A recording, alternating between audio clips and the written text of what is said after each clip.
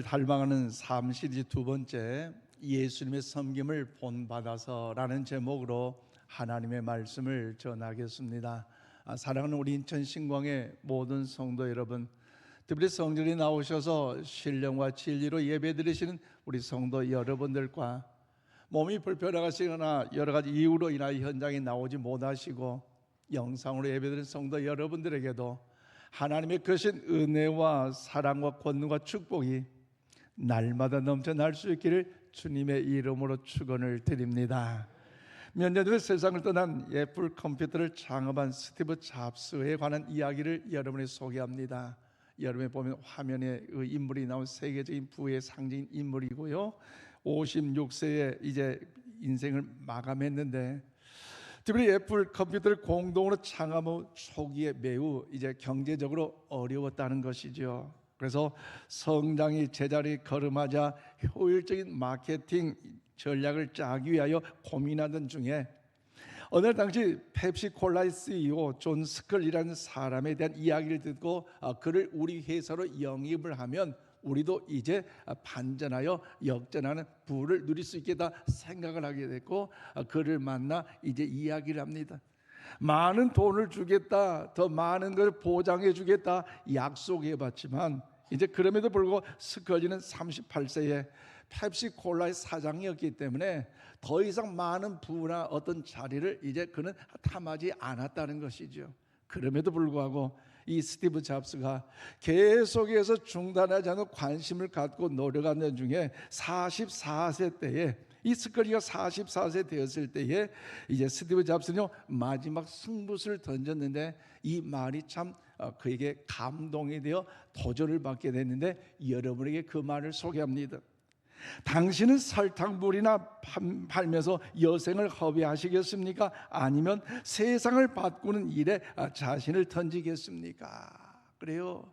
펩시콜라가 당시에 마케팅 전략을 잘해서 코카콜라를 이기는 1등 회사로 역전하는 일에 이 스컬리라는 사람이 참 대단한 일을 이뤘는데, 사실 그 인생의 여정을 돌이켜보면 그렇게 아름다운 인생이 아니라는 거죠. 그래서 스티브 잡스 이렇게 이야기했다는 거 아닙니까?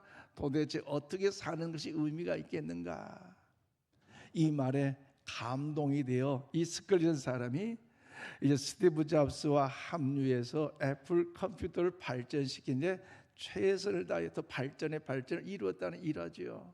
그러므로 사랑하는 여러분, 저는 동일한 도전장을 오늘 이 아침 여러분에게 드리고 싶습니다. 여러분 남은 인생을 지금까지 살아온 그렇고 그런 방식으로 살다가 천국 들어가실래요? 아니면 주님의 자녀로서 주의 몸을 본받아서 다시 한번 의미 있고 더 나아가 영광을 돌리는 의미 있는, 더 나아가 하는 기쁨의 삶으로서 세상을 바꾸는 헌신적인 삶을 살아갈래요? 전자로 살랍니까? 후자로 살랍니까? 전자도 예수님 안에 천국 가는 것도 좋지만 후자, 여러분 우리 모두가 다 되셔서 남은 생에 의미 있는 보람 있는 승리의 삶을 누릴 수 있기를 축복합니다. 예수님은 하늘 보좌를 버리시고 이 땅에 오셔서 33년 인생의 여정을 사셨고, 엄밀히 말하면 30년은 사생활이셨지만 3년은 공생을 이루시면서 모든 엄청난 하나님의 위대한 역사를 이루셨어요. 그다음에 여러분 보세요. 3년 동안 그 짧은 기간에 어떻게 그런 위대한 엄청난 일을 이룰 수가 있겠습니까? 그것은 예수님이 이 땅에 오실 때 어떤 사명을 가지고 왔느냐, 그 사명을 분명히 알았고 그 사명을 이루고자 최선을 다하였기 때문에 놀랍게도 사역을 완수할 수 있었다는 것이죠. 그 주님의 그 사명을 이루심을 기억하면서 오늘 보면 5절 말씀을 우리 함께 받드리겠습니다. 시작.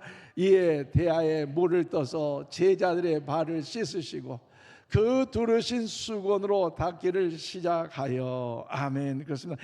예수님께 인류를 구원하시기 위하여서 어린 나귀 새끼를 타고 예루살렘 성에 입성하셨어요. 그때 수많은 무리들이 종려가지를 흔들고 호산나 호산나 다윗의 자손이여 우리를 구원하여 주소서라고 외치며 찬양하고요, 심지어 많은 무리들 중에는 겉옷을 벗어서 주님 오시는 그 입구에 여러분 오심을 환영하는 그 일들이 있지 않습니까?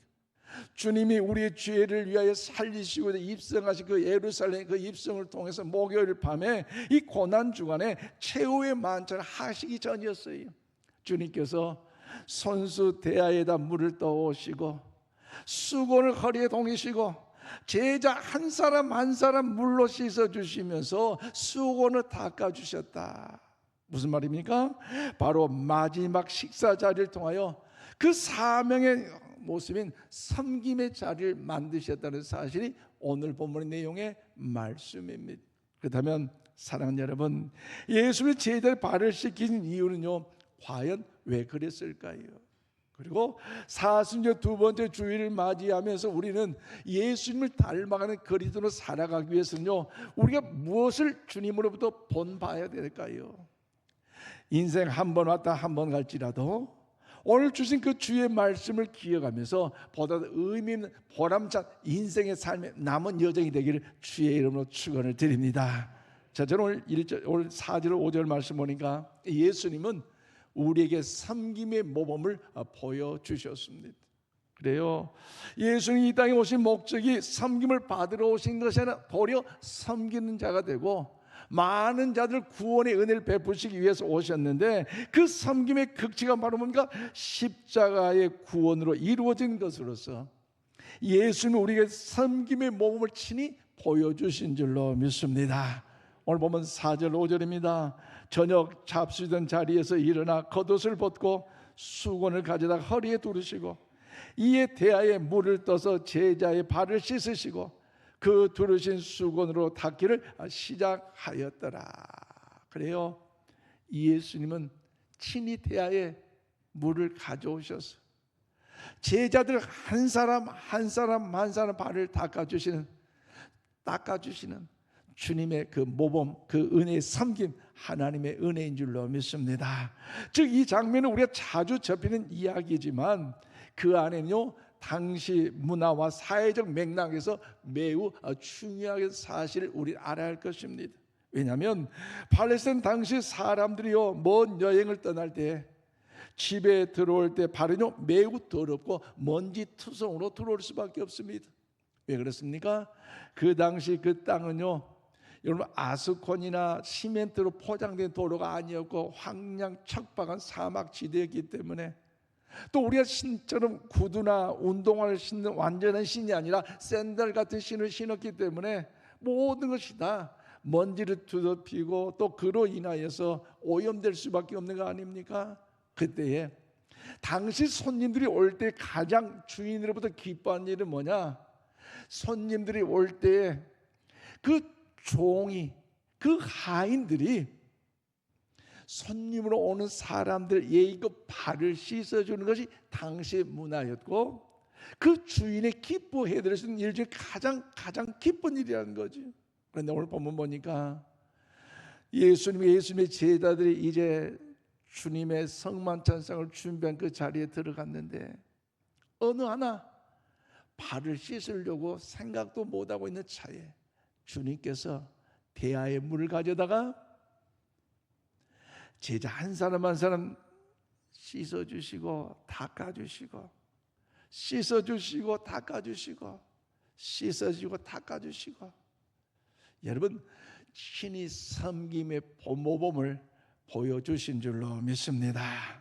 여러분 예수님 그 누구도 상상할 수 없는 행동을 하셨어요. 왜냐하면 이것은 예수님의 고난과 죽음의 과정을 통해서 이루어질 구원 사역에 그대로 보여주고 있는 상징적 모습이기 때문입니다. 그러므로 오늘 본문의 말씀 보면 9절 뭡니까? 저녁 잡순 자리에서 일어나, 무슨 의미요? 예수님이 세상에 오시기 위하여 하늘 보좌로부터 일어나셨어요. 또 예수의 겉옷을 벗고 있는 이 의미는요, 성자 하나님의 영광을 버리셨습니다. 수건을 가져갔다는 것은요, 수건은 종의 신분을 나타내는데, 이처럼 예수님이 우리와 같이 인성을 입으시고 이제 종의 형태를 취하셨어요. 그리고 대야에 물을 떠서 제자의 발을 씻으시고 그 두르신 수건을 닦기를 시작하셨는데, 이 의미는 뭡니까? 자기 신을 낮추시되 죽기까지 복종하셔서 십자가의 죽으심을 의미하고 있습니다. 그리고 그들의 발을 씻은 후에 옷을 입으시고 다시 앉으셨다는 이 말씀은 결국 예수님은 죄를 정결케 하는 일을 마치신 후에 어디로 올라갑니까? 하늘 보좌로 올라가신 줄로 믿습니다.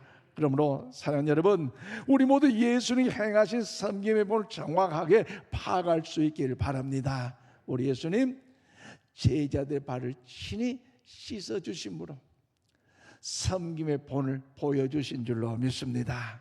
그런데 예수님의 섬김은요, 한계가 있는 것이 아니고 예수님의 섬김은요, 어떤 대상이 구별되는 것이 아니었어요. 오늘 보면 2절 말씀 우리 함께 봐드리겠습니다. 시작. 마귀가 벌써 시몬의 아들 가룟 유다의 마음에 예수를 팔려는 생각을 넣었더라. 아멘. 그래요. 여기 시몬의 아들 가룟 유다가 나오는데 그는 어떤 사람입니까? 예수님을 팔려는 사람 아닙니까? 팔려는 사람. 여러분 생각해 보세요. 그 가룟 유다가 예수님과 함께 있었다는 것, 오늘 이 시간 여러분께 질문 한번 해드릴게요. 예수님께 제자들 발을 한 사람 한 사람 씻으실 때에 마태도 씻어주시고 유다도 씻어주시고, 근데 가룟 유다가 나왔네요. 발을 씻어주셨을까요? 넘어가셨을까요? 어떻게 잘 알아요? 대단하네. 또 하나 물어봅시다. 저 발을 씻고 가는데 베드로가 나왔어요. 베드로 어떤 사람이에요? 조금 있으면 너가 나를 모른다고 부인하고 저주까지 할 사람인 걸 예수님 미리 아셨어요. 그렇다면 예수님께 베드로의 발을 딱 보니까, 얼굴 보니까 베드로네. 베드로의 발을 씻어 주셨을까요? 넘어가셨을까요? 대단하네요. 예수님은요, 자기 자신의 팔 유다를 아셨음에도 불구하고 그의 발을 손수 씻어주는 섬김의 본을 보이셨어요. 며칠 후면은 예수님 나는 알지 못해요. 예수님 나는 몰라요. 예수님 믿지 않아요. 저주했던 베드로의 발도요, 예수님은 씻어주셨어요. 그 다음 여러분 물어봅시다. 오늘 우리의 모습은 어떻습니까? 과연 어떻습니까? 배신자의 발을 씻긴다는 게 쉬운 일이 아니에요. 내 마음에 상처 주고 아픔 주는 사람들 얼굴 맞대고 이야기하는 것도 쉽지 않은 것이 우리 삶의 여정이잖아요. 또 인사를 하려고 해도 고개 다른 데 봐버리고, 이것이 우리 삶의 여정인데 과연 여러분 같으면 어떠하실래요? 섬길 수 있겠습니까? 나의 가슴에 못을 박은 사람인데, 큰 해를 입힌 사람인데 과연 섬길 수 있겠어요? 용서할 수 있겠어요? 오늘 보면 34절 말씀 우리 함께 읽겠습니다. 시작. 새 계명을 너희에게 주노니 서로 사랑하라. 내가 너희를 사랑하는 것 같이 너희도 서로 사랑하라. 아멘. 이 주님의 음성이 여러분 심령 가운데 들려지는 이 아침이 되기를 바랍니다. 여러분 마음에 들려진다면 사모하는 마음으로 마음을 여시고 옆에 면 축복합시다. 성도님 대단하십니다. 다시 한번 축복. 성도님 사랑합니다. 내 마음이 허락하지 않아도요, 주의 말씀에 의지해서 순종해 보세요. 그때 주의 능력, 주의 권세 우리 가운데 나타나게 될 줄로 믿습니다. 우리는 사람을 사랑하되요, 나를 사랑해 준만 사랑하고요, 나를 인정해 준 사람만 관심 갖고요, 배려하는 사람에게 왠지 사람이 끌리는 모습이 있지만 주님의 마음은요, 거기에 머물지 말라는 거죠. 아멘이십니까? 한 단계 올라가서 원수까지도 사랑하는 것이 하나님께서 원하신 그 마음, 원하신 모습이기 때문에 여러분 천국 가는 그날까지 과거적인 믿음의 신앙의 모습으로만 머물리지 말고 이제 내가 일어나리라, 내가 사랑하리라, 도전하리라, 할렐루야, 그런 역사들이 여러분 가운데 나타날 수 있기를 바랍니다. 심지어 원수까지 사랑하네요. 그런 일을 어떻게 할 수 있겠어요? 그런데 지난 중간에 한 성도님으로부터 문자가 왔어요. 목사님 말씀 선포된 말씀을 듣고 회개하여 눈물 흘렸습니다. 사연은 이렇습니다. 시댁일로 인하여서 남편과 관계가 어려웠고 그로 인해 답답한 처에 불면증으로 여러 차례 잠을 자지는 못했는데 사실 억울하다는 거죠. 왜 내 남편만 시댁에 돈을 보증 서줘 가지고 우리 집만 경제적으로 어려움을 당하느냐. 다른 형제들도 있는데 왜 꼭 당신만 그렇게 바보짓 하냐니. 억울하고 답답해서 남편하고 밥도 안 먹고 얼굴도 안 보고요, 출근해도요 제대로 인사도 안 했다는 거죠. 그런데 지난 메시지를 들으면서 주님 용서할 수 마음을 주세요 기도하며 사모하러 말씀하며 말씀을 맺힐 때에 그 말씀 의지하면서 가슴속 그래도 내가 예수 믿는 사람인데 남편하고 이렇게 될 수 있냐라고 생각하니 마음에 좀 뭔가 자책이 되어가지고 목사님 말씀 그래도 주님의 명령으로 받아들여서 주님 내 마음을 열고 기도하니 도와주세요 라고 기도하며 주님 은혜를 사모했더니요 깨닫게 하시더라는 거죠. 그리고 그 주님의 마음을 본받아서 주님께서 십자가에 죽기까지 그 용서와 사랑을 베푸셨는데 과연 나는 뭐라고 생각하니까요 너무나 하나님의 주의 성화들이에요. 그래서 주님의 은혜를 사모하여 기도하는 중에 이제 남편에게 여보 내가 미안했다고, 여보 내가 잘못했다고 용서를 구하게 됐고, 그리고 시부모님께 함께 전화를 드리고 주중에 식사까지 하고 나니까요 얼마나 마음이 평안함이 왔든지 잠을 잘 자고요 약도 때려치고요 할렐루야 하나님의 은혜 안에 아름다운 믿음의 간증의 소식이 들어왔습니다. 그렇습니다. 사랑하는 성도 여러분, 섬김에는요 대상을 구분해서는 안 됩니다. 내가 높은 자리에 있고 남보다 많은 걸 가지고 있다 하더라도 여러분 낮아지는 그 주님의 마음을 본받고 예수님처럼 여러분 모두가 사랑으로 섬기는 믿음의 성도 되기를 주님의 이름으로 축원을 드립니다. 더 나아가 우리가 이 40년간 주님을 본받는 그리스도를 살아갈 때 어떤 모습의 삶을 살아야 됩니까?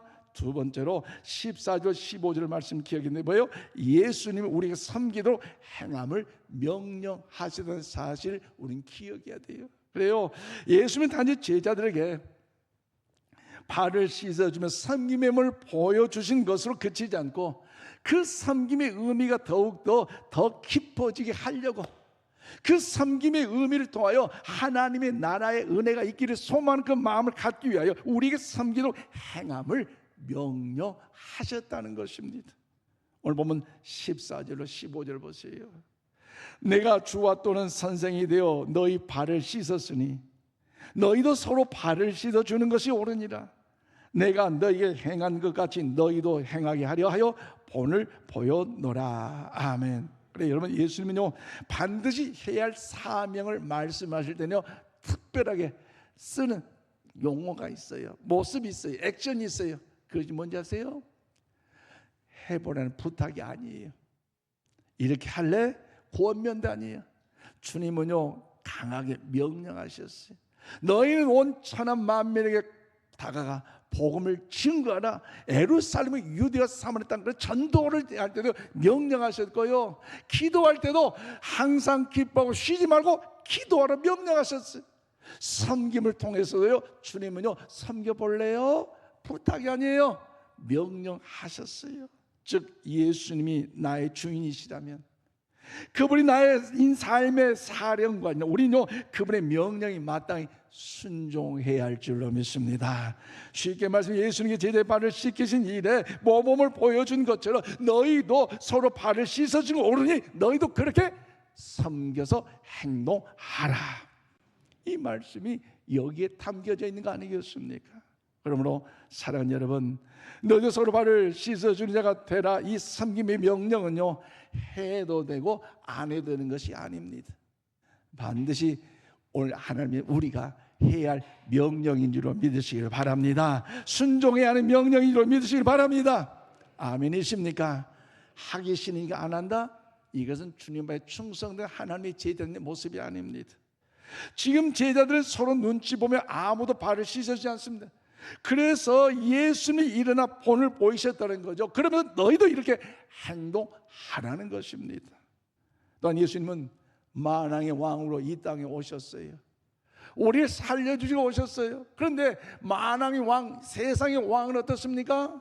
오히려 세상의 왕들이 권력과 지위를 남용하여 사람을 지배하고요 자신을 높이고 타인을 종으로 삼습니다. 그렇지만 우리 주님, 만왕의 왕 되신 주님은요, 십자가에 죽기까지 자기를 낮추셨고 우리를 살리시기 위하여 섬겨주신 줄로 믿습니다. 사랑으로 섬겨주셨고요, 또 은혜 가운데 오늘 우리를 위로와서 축복해 주셨고요, 격려해서 일으켜준 섬기는 왕이라는 사실을 우리는 잊지 말아야 할 것이라는 거죠. 그래서 역사 속의 왕들은 종종 왕자에 앉아 자신을 높이며 자기의 명령을, 여러분 사람에 따라서 강요했지만, 그러나 우리 예수님 만왕의 왕으로 이 땅에 오셨음에도 불구하고 그와 전혀 다른 방식을 선택하셨는데, 왜 그렇습니까? 왕으로서의 섬김을 선택하셨다는 것, 그 섬김의 사명을 아셨기에 그 역사의 길을 걸어간 거 아니겠습니까? 그런 마음을 우리 확신한다면 신약성 마태복음 20장 27절 28절 말씀 우리 함께 받들어 읽겠습니다. 시작. 너희 중에 누구든지 으뜸이 되고자 하는 너희의 종이 되어야 하리라. 인자가 온 것은 섬김을 받으려 함이 아니라 도리어 섬기려 하고 자기 목숨을 많은 사람의 대성물로 주려 함이라. 아멘. 그렇습니다. 예수님은 그 섬김의 왕의 자리를 차지할 수 있는 진정한 방법임을 여러분 알려주셨는데, 그게 뭐예요? 바로 왕의 자리에서 누리는 것이 아니라 섬김을 통해서 사랑한다는 것, 섬김을 통하여 더욱 행한다는 것, 이것이 바로 왕의 자리에서 높아지는 그 아름다운 모습을 우리에게 가르쳐주고 있습니다. 세상에서는 왕이 자신의 권위를 내세우고 자기를 높이는 반면에 예수님은 스스로 종의 자리까지 내려가셨어요. 그렇기 때문에 예수님은 제자의 발을 씻기시며 그분을 통해서 단순히 겸손의 표출로 그치지 않으시고 우리에게 섬김의 모습을 보이시면서 내가 너희를 섬기는 것 같이 너희도 서로 섬길지어다, 주님이 명령하고 계신 것 아니겠습니까?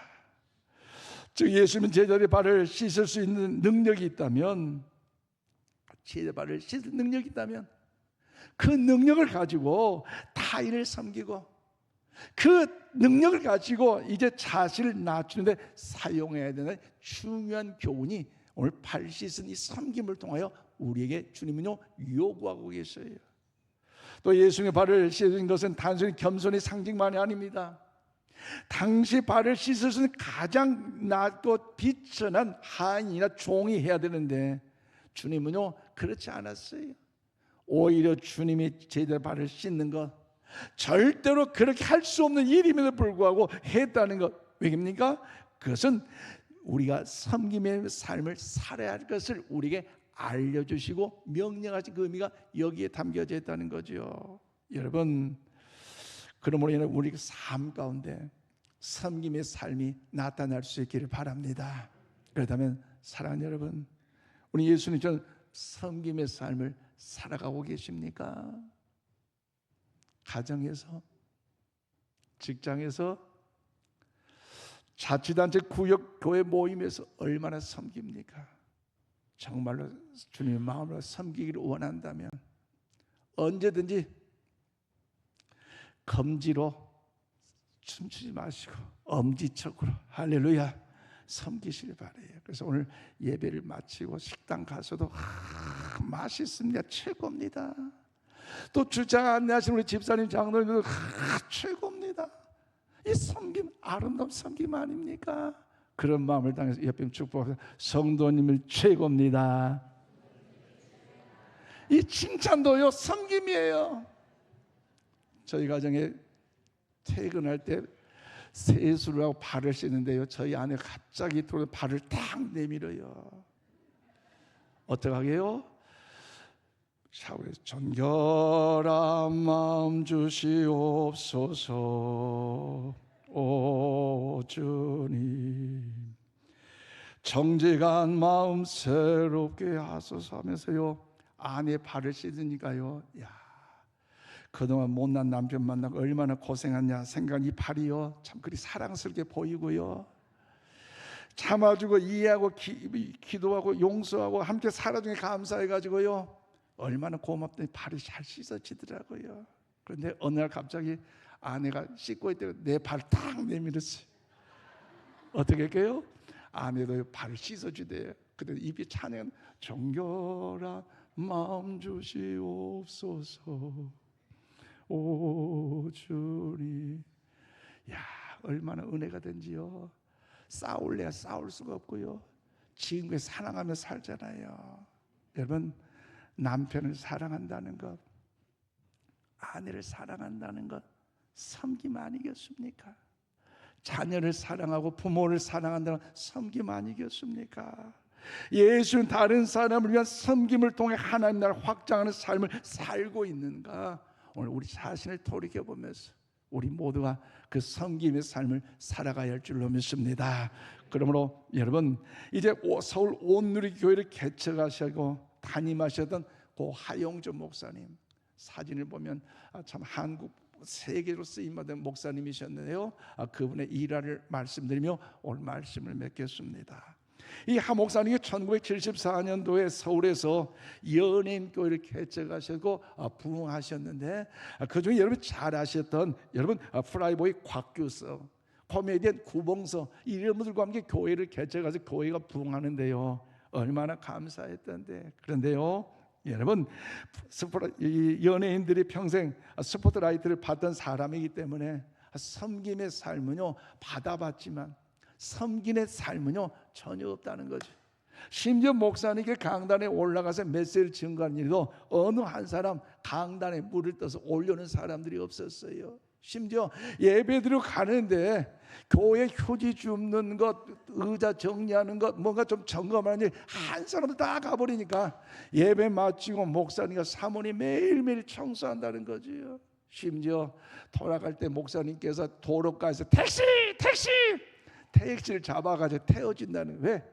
그분들이 택시를 타고 집에 가니까. 여러분, 그래도 기뻤대. 왜?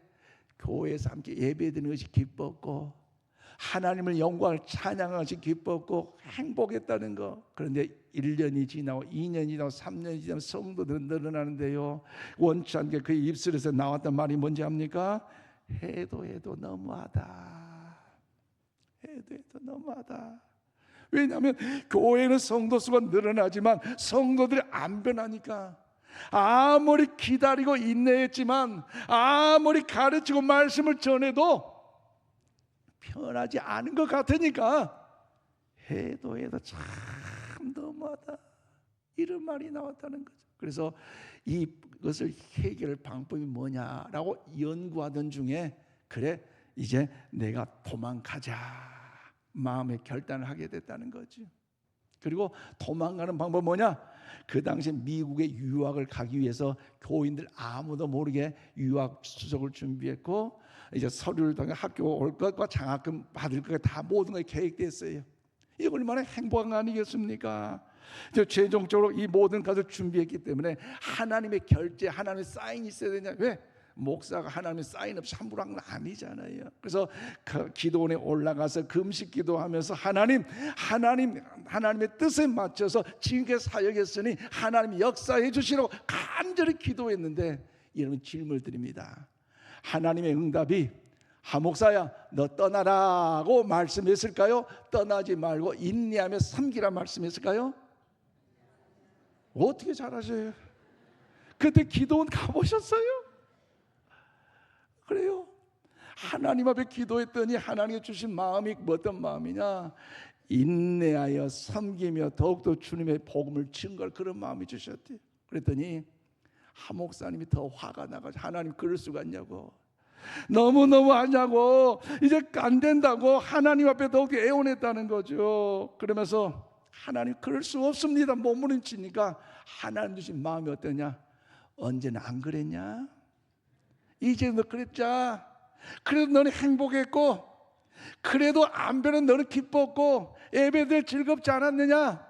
그런데 지금 어째? 그런 마음을 주니까요 자기 자신의 연약함이 발견된 거 아닙니까? 여러분, 우리는 누구 때문에 상처받았다, 누구 때문에 힘들다 말한다면요, 그래서 어쩌면 여러분 내가 문제 아니겠습니까? 하 목사님이 나의 믿음의 열정이 식어져 버렸고 사랑이 식어져 버렸기 때문에 해도 너무하다 하면서 모든 문제를 성도들에게 더욱더 두었던 것처럼 오늘 우리 삶의 모습도요, 가정에서도 교회에서도요 한번 돌이켜봐야 될 거 아니겠습니까? 그 내 믿음이 식어졌기 때문에, 내 영성이 그러면 식어져 버리기 때문에 여러 가지 환경 속에 낙심과 실망과 좌절 속에서 오늘 우리가 체념하며 살아가고 있지는 않습니까? 한 목사님은 내가 문제라는 것을 이제 하나님의 명령으로 받아들였고 하나님께 회개하면서 하나님 끝까지 견디겠습니다, 하나님 말씀 의자에 섬기며 사랑하며 주의 복음을 증거하겠습니다, 결단으로 내려와서 그 섬김 가운데 헌신하게 됐고, 하나님의 응답의 역사가 왔을 때에 이제 연예인 교회를 사임하고 미국으로 유학을 갔고, 미국에서 학위를 마치고 난 다음에 한국에 돌아와서 교회를 개척했는데 그 교회가 바로 온누리교회, 서울 큰 교회로서 한국과 세계 건강한 교회로서 영향력 교회로 섬기고 있었다는 것입니다. 그렇습니다. 교회는요 섬기는 공동체가 되어야 할 줄로 믿습니다. 우리 주님은 계속해서 말씀하십니다. 서로 섬겨라, 서로 종이 되어라, 서로 낮추라. 자기를 낮추는 자가 주님께서 높여주실 줄로 믿습니다. 그러므로 서두에 말씀드린 내 인생의 삶에 도전을 한번 하십시오. 우리 나이 드신 우리 연로하신 분들, 동생들이 챙겨주니까 그냥 그런 게 아니라 그래도 챙겨줄 때마다 당신 때문에 최고, 당신이 고맙다고 여러분 또 축복하고 격려하고 칭찬하고 주님의 사랑하는 우리 어른들 될 때에, 우리 동생들도 우리 언니 오빠 오빠들께서 너무 고맙다 사랑하고 축복할 때에 그 섬김과 사랑과 헌신을 통해서 하나님도 영광을 받아주실 줄로 믿습니다. 이제 말씀 맺겠습니다. 그러면 사랑하는 성도 여러분, 우리 예수님을 닮아가야 됩니다. 예수님을 닮아간다는 것은 단지 그분의 교훈을 따르는 것만이 아니라 예수님의 섬김의 모범을 보여주셨던 것처럼 섬김의 삶을 우리가 행동으로 나타나야 할 줄로 믿습니다. 우리 섬길 때 육체의 고통은요 흔적이 남을 수가 있어요. 구역장으로 인도자를 섬길 때 왜 마음에 상처가 없고 아픔에 눈물이 없겠어요? 교회학교 교사로 섬기며 찬양대 대원을 섬기고 또 주방 봉사로 섬기고 주차를 섬길 때에 왜 힘든 어려운 상처가 없겠어요? 그럼에도 불구하고 주님께서는요 수치와 모욕과 욕먹음을 주님께 당하셨잖아요. 사도 바울도요 그 수많은 그 상처가 무수했어요. 그러나 주님께 부름을 받는 그때에 주님께서 그 상처의 그 아픔을 보시면서 잘했다, 착하고 충성된 종아, 내가 수고했으니 주님 위로가 우리 받을 것이고 더 나아가 주인의 잔치에 우리 한번 참여할지어다. 주님의 놀라운 은혜가 임하게 된 줄로 믿습니다. 그러면 섬김의 자리 두려워하지 마시고 주님의 명령하셨으니 그 명령에 순종하여 사랑하기 위한 그 희생 때문에 주님께 우리가 섬김을 본을 보여주신 것처럼 우리 그 섬김을 본받아 우리 삶 속에서도 섬김을 실천하는 사랑의 섬김이 있기를 주님의 이름으로 축원을 드립니다. 기도합시다. 하나님 감사합니다.